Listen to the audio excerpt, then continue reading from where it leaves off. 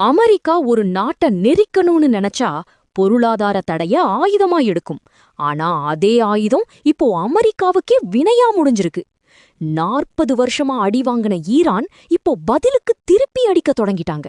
அதுவும் அமெரிக்காவுல இருக்கிற ஒவ்வொரு குடும்பத்தோட பட்ஜெட்டையும் காலி பண்ற அளவுக்கு ஒரு பலமான ஆயுதம் ஈரான் கையில இருக்கு. அது என்ன? வாங்க வீடியோக்குள்ள போலாம். அமெரிக்காவுடன் நடக்கும் இந்த பொருளாதார போரில் ஈரான் ஒரு தரமான திருப்பு முனையை கையில் எடுத்திருக்கிறது. நேரடியாக மோதி ஈரானை பணிய வைக்க முடியாமல் போனதால் வாஷிங்டன் பழைய குருடி கதவை திறந்த கதையாக மறுபடியும் பொருளாதார தடையை கையில் எடுத்திருக்கிறது. சின்ன சின்ன நாடுகள், பொருளாதாரத்தில் பலவீனமாக இருக்கும் நாடுகள் மீது இந்த வித்தையை அமெரிக்கா காட்டியிருக்கிறது. ஆனால் ஈரான் விஷயத்தில் இது வேலைக்காகாது. ஏன்னா இது வேற மாதிரி. பொருளாதார தடை என்பது சத்தமில்லாத ஆயுதம் கிடையாது என்று அமெரிக்கா இப்போது மெல்ல புரிந்து கொண்டு வருகிறது.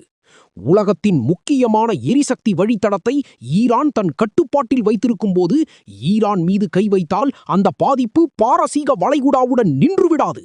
அந்த பாதிப்பு நேரடியாக அமெரிக்காவில் இருக்கும் பெட்ரோல் பங்க், மக்களின் குடும்ப பட்ஜெட், ஃபேக்டரி செலவு என்று எல்லாவற்றையும் பாதிக்கும்.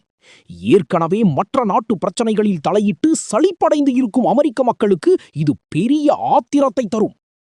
இப்போது நடக்கும் இந்த போட்டியில் இரண்டு நாட்டுக்கும் இடையில் இருக்கும் பொருளாதார அளவில் ஒன்றும் பெரிய மாற்றம் வந்துவிடவில்லை. அமெரிக்காவின் $27 டிரில்லியன் பொருளாதாரத்திற்கு முன்னால் ஈரானின் $400 பில்லியன் ஒன்றுமே இல்லைதான். ஆனால் இப்போது அந்த வலியையும் கஷ்டத்தையும் ஈரான் எப்படி திருப்பித் தருகிறது என்பதுதான் விஷயம். தங்களுக்கு வரும் கஷ்டத்தை அமெரிக்காவுக்கும் எப்படி திருப்பிக் கொடுக்க வேண்டும் என்று ஈரான் கற்றுக்கொண்டு விட்டது. ஈரான் ஏன் இன்னும் இந்த தடைக்கெல்லாம் அசராமல் நிற்கிறது என்று தெரிய வேண்டுமென்றால் அவர்களின் பழைய வரலாற்றையும் மனப்பக்குவத்தையும் புரிந்து கொள்ள வேண்டும். 1979 புரட்சிக்கு அப்புறம் ஈரான் தன் மொத்த பொருளாதார வாழ்க்கையிலும் ஏதோ ஒரு கட்டத்தில் கடுமையான பொருளாதார தடையையும் கடல் வழி அழுத்தத்தையும் சந்தித்துக் கொண்டேதான் இருக்கிறது. 40 வருஷமாக ஈரான் வெறும் அடிவாங்கும் ஆளாகத்தான் இருந்தது. கஷ்டத்தை தாங்கிக் கொள்ளும், பற்றாக்குறையை சமாளிக்கும், எப்படியோ பிழைத்துக் கொள்ளும். ஆனால் பதிலுக்கு அடிப்பதற்கு அவர்களிடம் அப்போது சரியான ஆயுதம் இல்லை. அமெரிக்காவும் இஸ்ரேலும் சேர்ந்து நடத்திய அந்த 50 நாள் தாக்குதல் ஈரானின் பொறுமையை சோதிக்கத்தான் நடந்தது. அவர்களின் பொருளாதார முதுகெலும்பை உடைத்து நாட்டுக்குள் கலவரத்தை உண்டாக்க வேண்டுமென்று ஈரானின் கட்டமைப்புகளை குறிவைத்து அடித்தார்கள். ஆனால் நினைத்தது நடக்கவில்லை. தாக்குதல் நடத்தியதற்கு செலவுதான் அதிகமானது. அதே நேரத்தில் ஈரான் திருப்பி அடித்ததில் அவர்களின் ஏவுகணைகள் எவ்வளவு தூரம் பாயும், எவ்வளவு துல்லியமாக தாக்கும் என்று உலகமே பார்த்தது. அதனால் வாஷிங்டன் மறுபடியும் பொருளாதார தடைக்கே வந்துவிட்டது. ஆனால் இந்த தடவை ஈரான் சும்மா அடிவாங்கிக் கொண்டிருக்கும் ஆள் கிடையாது.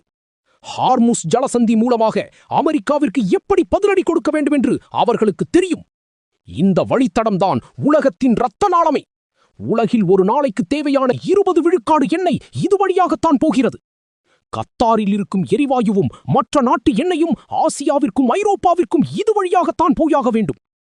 ஈரானின் எண்ணெயை அமெரிக்கா தடுத்தால் பதிலுக்கு ஈரான் இந்த வழியை மறிக்கும். இதனால் உலகத்தில் பெட்ரோல் விலை ஏறும். இந்த உண்மையான திருப்பு முனையை மேலை நாட்டு ஆய்வாளர்கள் கவனிக்க தவறிவிட்டார்கள். 40 வருடத்தில் முதல் முறையாக அமெரிக்காவிற்கே செக் வைக்கிற ஒரு ஆயுதம் ஈரான் கைக்கு கிடைத்திருக்கிறது. அதை பயன்படுத்தவும் அவர்கள் தயங்க மாட்டார்கள். மேலே மேலே சீண்டினால் பதிலடி இன்னும் பலமாக இருக்கும் என்று அவர்கள் தெளிவாகச் சொல்லிவிட்டார்கள். அமெரிக்காவில் பெட்ரோல் விலை இப்போது 1970களுக்கு பிறகு இல்லாத அளவுக்கு விண்ணை தொட்டுக் கொண்டிருக்கிறது. இதுதான் நிஜமான சண்டை. யாருக்கு தாங்கும் சக்தி அதிகமாக இருக்கிறது, யார் முதலில் சோர்ந்து போகிறார்கள் என்று பார்க்கும் ஒரு சகிப்புத்தன்மை போட்டி இது. அமெரிக்காவின் பொருளாதார தடைக்கு ஈரான் ஹார்முஸ் கொள்கை மூலமாக பதிலடி கொடுக்கிறது. அமெரிக்கா கழுத்தை நெரித்தால் ஈரானும் பதிலுக்கு நெரிக்கும். அமெரிக்காவிற்கே இப்போது எரிபொருள் விலை உயர்வால் தலைவலி வந்திருக்கிறது என்றால் ஈரான் இன்னும் அவர்களிடம் இருக்கும் எல்லா வித்தையையும் இறக்கவில்லை என்று விஷயம் தெரிந்தவர்கள் சொல்கிறார்கள். செங்கடலின் நுழைவாயிலில் இருக்கும் பாப்-எல் மண்டேப் ஜலசந்தி இன்னும் ஒரு முக்கியமான இடமாக இருக்கிறது. அந்த பகுதியில் இருக்கும் போராட்டக் குழுக்கள் அமெரிக்காவும் இஸ்ரேலும் அநியாயம் செய்வதை நிறுத்தவில்லை என்றால் களம் இறங்க தயாராக இருக்கிறார்கள். அமெரிக்காவிற்கும் இஸ்ரேலுக்கும் ஆதரவாக இருக்கும் மற்ற நாடுகள் மீது நாங்கள் சும்மா இருக்க மாட்டோம் என்று அவர்கள் சொல்லிவிட்டார்கள். அங்கே ஏதாவது பிரச்சனையாச்சுன்னா சூயஸ் கால்வாய் வழியாக போகும் எண்ணெய் கப்பல்களெல்லாம் நின்றுவிடும். இந்த கடல் வழிகள் மட்டும் இல்லாமல் சவுதி அரேபியா மற்றும் துபாய் வழியாக போகும் எண்ணெய் குழாய்களும் ஈரான் ஏவுகணைகளின் இலக்கில்தான் இருக்கின்றன. ஹார்முஸ் வழியை தவிர்த்துவிட்டு இந்த நிலவழி குழாய்கள் மூலமாகத்தான் பல நாடுகள் எண்ணெயை ஏற்றுமதி செய்கின்றன. இதை ஈரான் நினைத்தால் எளிதாக அடித்து தள்ள முடியும். ஆனால் இப்போதைக்கு அவர்கள் அமைதியாக இருக்கிறார்கள். இன்னும் முக்கியமான விஷயம் என்னவென்றால், ஈரான் சவுதி அரேபியாவின் அராம்கோ எண்ணெய் கிணறுகளையோ மற்ற இடங்களையோ இன்னும் குறிவைக்கவில்லை. ஈரான் மீது தாக்குதல் நடத்த துணையாக இருக்கும் அமெரிக்க கூட்டாளி நாடுகளின் எரிசக்தி கட்டமைப்பை ஈரான் இன்னும் சிதைக்கவில்லை. அமெரிக்காவின் ஆதிக்கம் குறைவது இப்போது நன்றாகவே தெரிகிறது. அதற்கு ஈரான் அமெரிக்காவை விட பலசாலியாகிவிட்டது காரணமல்ல. இப்போது அமெரிக்காவால் ஈரான் மீது கை வைத்தால் அவர்களுக்கும் சேர்த்து பலமான அடி விழுவதுதான் காரணம். ஒரு காலத்தில் அமெரிக்காவிற்கு இருந்த அந்த தில்லு இப்போது மொத்தமாக மாறிப்போய்விட்டது. ஈரான் அவர்களிடம் இருக்கும் மற்ற பிளான்களை கையில் எடுத்தால் அமெரிக்காவின் பொருளாதாரம் சுத்தமாக படுத்துவிடும்.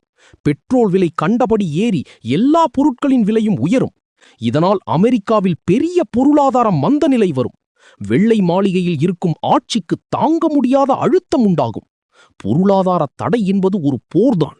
அமெரிக்கா இஷ்டத்திற்கு ஈரானின் கடல் வியாபாரத்தை தடுத்தால் ஈரான் பதிலுக்கு தன் எல்லை கடல் வழியை மூடும்.